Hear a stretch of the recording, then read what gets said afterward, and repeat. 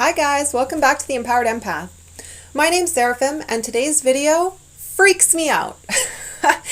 Today's video is one where I'm going to be delivering some tough love messages, and so I've wanted to make this video since the advent of my channel. I see a lot of beliefs and behaviors in the empath community that are really problematic and that make it harder for other empaths to really fully actualize their gifts and step into this beautiful gift that they've been given, this beautiful gift that they have to share with other people. Instead, they feel burdened by it.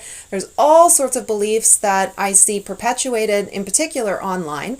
So today I'm going to highlight three problematic beliefs and behaviors that I see are very prevalent in the empath community. And I'm going to offer the flip side so that you have something to work with, so that you can take this information, and if you recognize that you are doing any of these behaviors or you're holding these beliefs, you can take a look at the other side and you can do your own critical thinking and decide what's going to work best for you moving forward. But I do feel like when you look at the other side and you look at the other perspective, you're going to see where the growth is, and you're going to see how you can implement what I'm offering you today to make your life as an empath so much easier and so much more peaceful.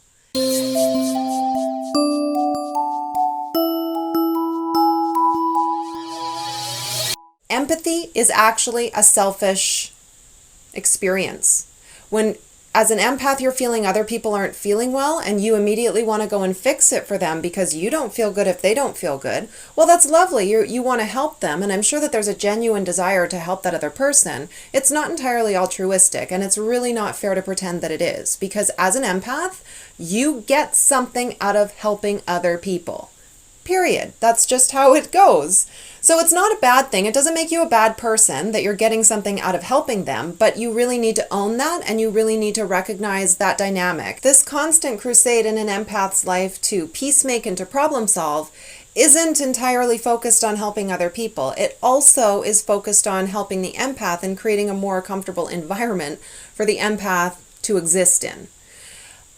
In the extreme, this can turn into a martyr mentality where the empath feels like they've taken on this incredible burden by having this sensitivity, and it really just reinforces victim mentality.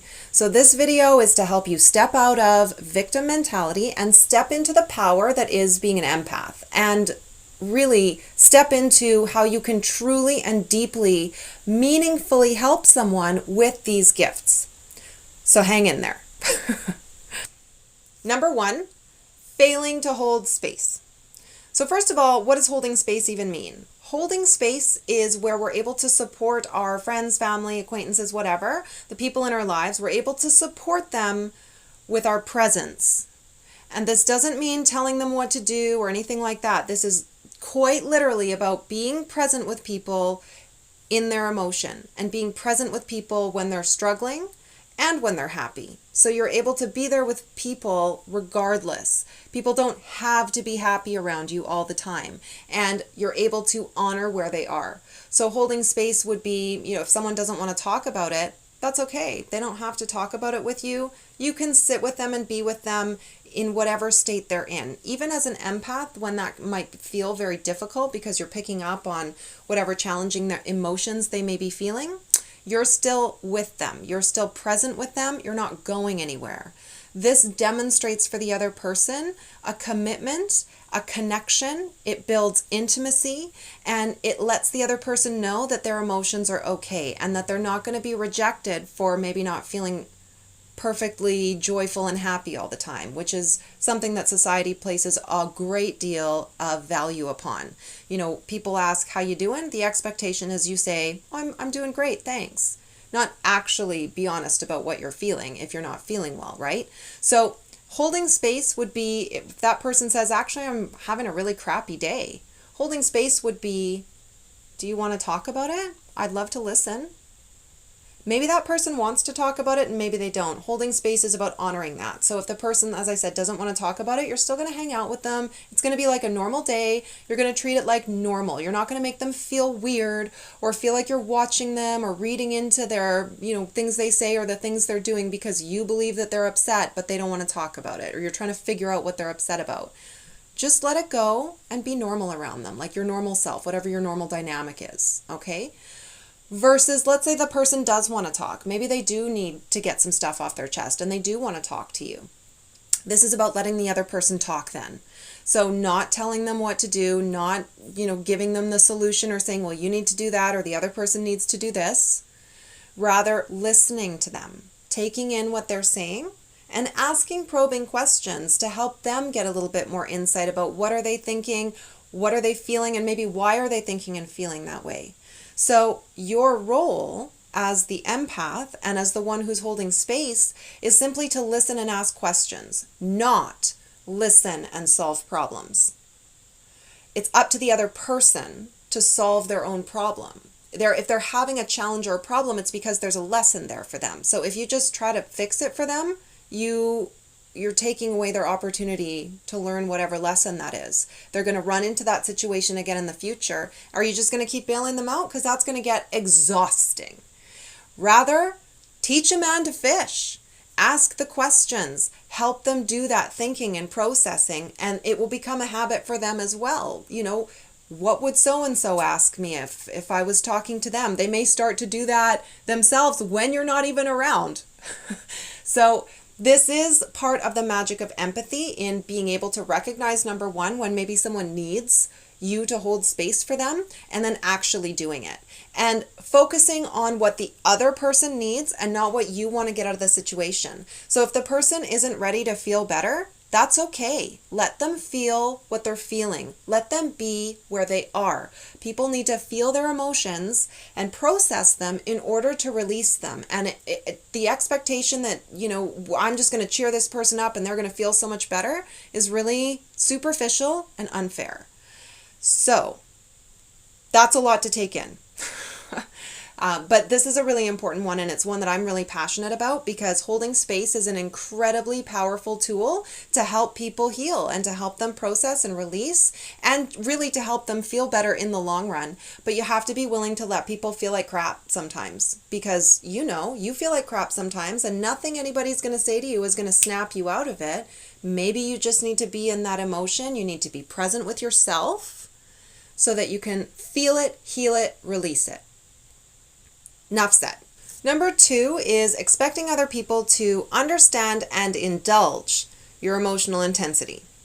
So I'm not going to tell you that you are too sensitive. I know you've probably heard that your entire life as an empath. But I am going to say that you are more sensitive than the average bear. That's facts. As such, it becomes your responsibility to manage those emotions. And so this is where I'm going to talk about emotional regulation and self-soothing. So these are 2 different aspects of that kind of fall under this same umbrella. And this can completely transform your relationships. So if you listen to nothing else from this video, I hope you will take away this number 2. Although this is also probably where most people are going to get really pissed at me. But listen, this is, I think, one of the most important messages that I can bring to you or offer you. So I do hope that you will receive it. As an empath, it is not anyone's job to soothe you or to help you with your emotional regulation. That is 100% your job. You feel things much more deeply than the average person. The average person isn't going to be able to understand the depth of your reactions or the depth of your feeling towards certain situations, circumstances, whatever the case may be. They don't have a frame of reference for it, nor do you have a frame of reference for what it's like to be a non-empath. And so understanding that they are not going to get it is the first piece of this. It's really important for you to accept that and for you to recognize that it's not a failing on their part. It doesn't mean that they don't love you. It doesn't mean that they're not trying to understand you. It just means that they don't have a frame of reference. And it's best to not hold that against them because it would be completely unfair for you to hold that against them. However, as an empath, it can get very frustrating and can sometimes get the better of us. This is also where empaths tend to look for a lot of reassurance, not always in the best ways, or can let their emotions get the better of them. They may, yell, become manipulative, they may guilt trip. There's all sorts of different little tactics and manipulation techniques that empaths will use to get what they want instead of just asking outright, because most empaths are not comfortable asking for anything, and I'm going to get there a little later in the video, so hang in there with me. But it's just really important to recognize that about yourself, accept that about yourself, that you do feel things so much more intensely and that other people aren't going to get it. So because an empath doesn't typically see the same kind of emotional depth or intensity reflected back to them from those that are closest to them in their lives, this can be very discouraging and destabilizing. It causes the empath to seek and need a lot of reassurance, but it becomes incredibly draining for the people around them to constantly have to reassure. It makes the other people feel like, what am I doing wrong? Like, no matter what, I can't seem to get through to this person that I care about them and that I want to try to be there for them. Like, no matter what, they constantly seem to think I'm going to run away, or like they're constantly looking for me to reassure them. This is exhausting. It is very draining. And so as the empath, it's really important to, this is where self-regulation and self-soothing come in. You need to decide, do I need to seek outside reassurance right now, or can I reassure myself? Is there a way that I can find the reassurance that I need within myself? This is something that you need to start practicing. If we are simply letting our emotions run amok, the people who are closest to us will come to recognize that we are not able to hear things that we don't like. And they're going to stop sharing the things that they know we're not going to like to hear. This may be about what they're feeling, some dreams or goals that they may have. I mean, it could literally be anything, but it's really going to stunt the intimacy and the depth of your relationships, because people are going to be afraid to share with you things that they think you might not like to hear. They're going to be afraid of your emotional response. You are welcome to feel how you feel, but consider how you are expressing that in terms of conflict resolution or in terms of your relationships, because that matters. That matters. And yes, you have to express what you feel, but there's a constructive way to do it, and there's a not so constructive way to do it. You got to own that. You got to own the responsibility for that, because that is where a great, great deal of your power lay. And if you can shift this, I am telling you, you can become such a pro at resolving conflicts and at helping other people resolve conflicts as well. You'll also learn a great deal about yourself and what your needs are, and when you're able to self-soothe and when you're not. And this can bring up certain triggers that maybe need healing from the past. Like, this is a beautiful practice in self-discovery as well. So it's not about beating down your emotions. I want to be really clear about that. This is not about beating down your emotions. It's about regulating and soothing those emotions and that inner world. Okay, guys, number 2 was heavy. Number 3 might be triggering for some of you, but empaths, you really need to hear this. The number 3 problematic behavior I have for you today is failing to receive love. Most empaths suck at this. Most empaths are so focused on giving love and expressing love that we're not good at receiving it. Oh, and by the way, this is why we're always looking for reassurance, because we're not able to receive love, so we're constantly looking for it. But you might as well be Teflon. Someone gives you that reassurance, it's just going to ping, bounce right off of you. Because you need to practice receiving love. You need to find your worthiness to receive love. Many empaths, many people, but empaths in particular, it's very prevalent that they don't feel worthy of love unless they're giving in some way. And so, of course, this becomes a pretty big issue. This has far-reaching consequences in all aspects of an empath's life, with family, with romantic connections, and with friends. This is also where I kind of have to call out that martyr mentality, because a lot of times empaths get into this mentality where they're like, everyone in my life is just a taker. Nobody in my life cares about me. Nobody's there for me when I need help. Like, this is just the way the world is. Maybe I'm just meant to be alone. This is why you feel like you keep attracting the wrong kind of people into your life. Because essentially you sort of are. When you're not able to receive love, you end up nurturing and cultivating relationships with people who just want to take from you, because you're showing them that that's what you're about. You're not setting any boundaries. You're not setting your worth or your value in those relationships. And so people who want to take advantage of that, you're an easy target. You're easy pickings for them. Whereas the people who genuinely want to give you love are probably making you feel really uncomfortable when they try to give you love, and then you're like, ugh, what is this? I'm not familiar with this, and you reject it. You're not fostering those relationships. You're not cultivating those relationships. Instead, where you feel comfortable giving, those are the relationships that you're cultivating, because you're so busy in those relationships giving, and that feels so good, because when you're doing stuff for something, doing stuff for somebody and you're helping someone else, as an empath in particular, that feels awesome. That is so affirming, and it feels so good for us. But if you never fill your tank back up, eventually you kind of run out and you wind up giving and giving and giving, and eventually you're so depleted and you're so drained, and this is where resentment creeps in. I'm going to talk a little bit about that in a few minutes, but essentially for now, it's really important. I just want you to understand that if you don't learn to receive love, you're going to continue winding up in relationships with narcissists, because that's what you're basically broadcasting you're looking for. So if you want to change that broadcast, and if you want to let the world know, actually, I do want to receive love. I do want a mutual partnership where my best interest is taken into consideration and I'm able to take their best interest into my consideration. It's very mutual, two-way street exchange of energy. If that's what you actually want to broadcast, then you need to learn to receive love and actually start practicing that, because it is really uncomfortable at first. I'll tell you what. So just a little example of what I'm talking about. Someone who has a hard time receiving love may also have a hard time receiving compliments. So your friend wants to compliment you and they say, oh my goodness, you look so beautiful today. I love this outfit, whatever it is. Your immediate reaction is one of two things: either to deny that and say, oh, no, I don't. I look like crap, or I feel like crap, or, thanks, but I feel like garbage, whatever. You're invalidating that compliment. That doesn't feel nice to your friend, by the way. Also, it's awkward for them now because they've given you a compliment and you said, no, that's not true. Weird. Where do you go from there socially in a how do you recover from that? It's a little awkward and weird.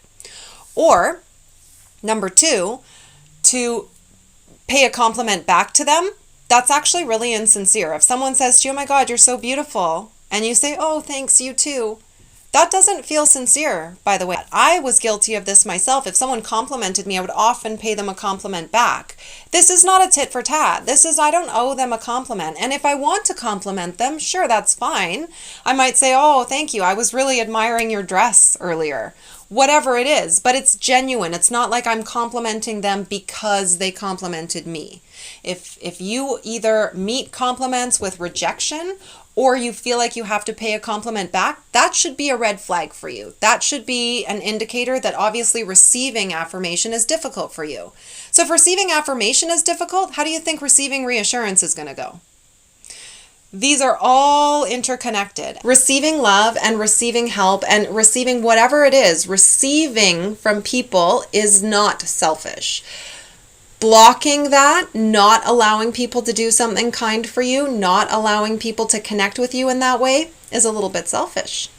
So flip the script on receiving. This one is really important, and this one as well can really transform who you choose to have in your life. I'm not even talking about transforming your relationships, rather transforming the types of people that you're choosing to be close to. Because very often empaths wind up choosing to be close to people who are takers. So that is legitimate. But it's a choice, and it is a choice that you're likely making unconsciously. And if you can kind of recognize what's happening within yourself and how you're doing that, you can change it. And you can bring in people who want to see you flourish and want to see you thrive.